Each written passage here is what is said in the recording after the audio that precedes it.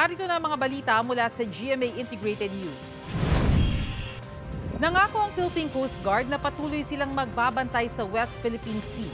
Alinsunod ito sa utos ni Pangulong Bongbong Marcos na palakasin ang ating maritime security at domain awareness. Ayon kay PCG spokesperson Rear Admiral Armand Balilo, nananatiling tapat sa tungkulin ng mga tauhan ng PCG sa kabila ng mga naranasang panggigipit mula sa China Coast Guard. Sa ilalim ng Executive Order No. 57, ang National Coast Watch Council ay ginawa ng National Maritime Council kung saan magsisilbing chairman si Executive Secretary Lucas Bersamin. Narito naman ang iba pang balitang binabantayan ng GMA Integrated News. Level ng tubig sa angat ng reservoir bahagyang bumaba sa 199.03 meters ngayong araw kumpara kahapon. Mga nagbabakasyon sa probinsya nagsisimula ng dumating sa Batangas Port. At mamaya sa 24 oras weekend ang lagay ng trapiko sa mga pangunahing kalsada ngayong Easter Sunday.